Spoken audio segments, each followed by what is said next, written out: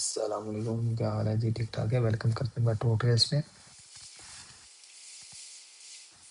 کہانی کا آغاز دو دوستوں سے ہو جاتا ہے جو سائیکلنگ کر رہے ہوتے ہیں، ٹھیک ہے جی۔ شنکر راجا اور بنٹو راجا دونوں دوست سائیکلنگ کرتے ہیں اور اپنے پورے گاؤں کا چکر لگاتے ہیں، پورے گاؤں کا چکر لگا رہے ہیں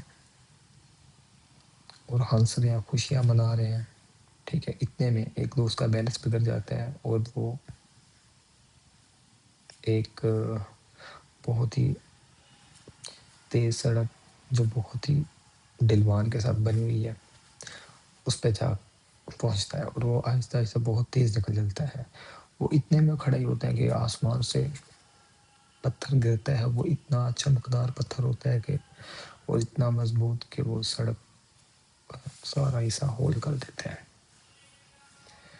اب وہ سارا حصہ ہول کر دیتا ہے اور وہ پتھر اپنے ہاتھ میں تھام لیتا ہے۔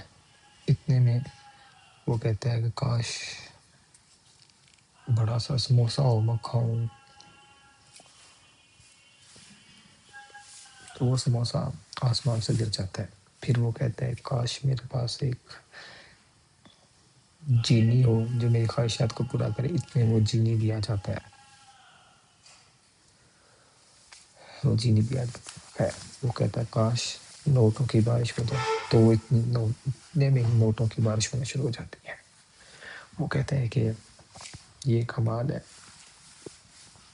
بہت بڑا ہی کمال ہے۔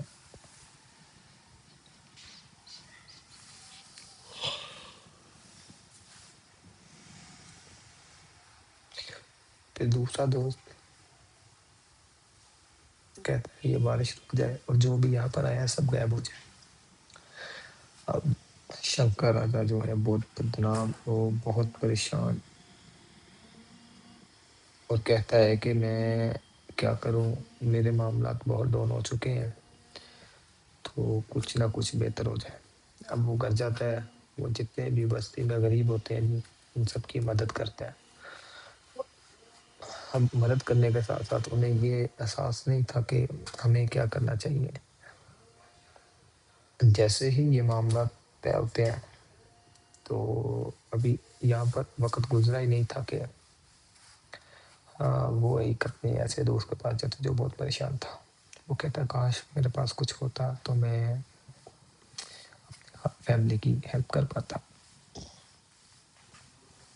اتنے میں شنکر راجا کہتا ہے صبر کرو، میں تمہیں ایک بہت ہی نایاب چیز دوں گا، جو مانگو گے۔ اس نے کہا مجھے اتنے پیسے چاہیے۔ وہ کہتا مسئلہ کوئی نہیں ہے۔ اس نے وہ پتھر پکڑا اور وہ پتھر سے اتنے پیسے لا دیے۔ لاہے عمل یہ کہ اس نے اپنے پوری بستی میں وہ چیزیں بانٹ دیں جو جس کی خواہش تھی، جو خواہش کرتا۔ 4 سے 5 دن کے بعد وہاں پر کوئی مزدور نہ بچا، ساری بستی کا نظام بگڑ گیا۔ بہرحال ایک سیانے بزرگ نے کہا یہ پتھر واپس لے گئے جہاں سے آیا، ورنہ کوئی کسی کا کام نہیں کرے گا۔ جب سب ایک جیسے ہوں گے تو کوئی کسی کا کام کیوں کرے گا؟ تمہارے پاس بھی پیسہ ہے، میرے پاس بھی پیسہ ہے، تو پھر میں کیوں کروں گا؟ تو وہ پتھر کو واپس بھیج دیا گیا۔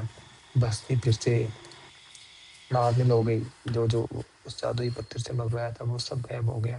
اس طرح سے اس بستی میں ایک بار دوبارہ رونقیں بحال ہو گئی، لوگ ہنسی خوشی زندگی گزارنے لگے۔ ملتے ہیں ایک نئی ویڈیو میں، دیجیے گا اجازت، اللہ نے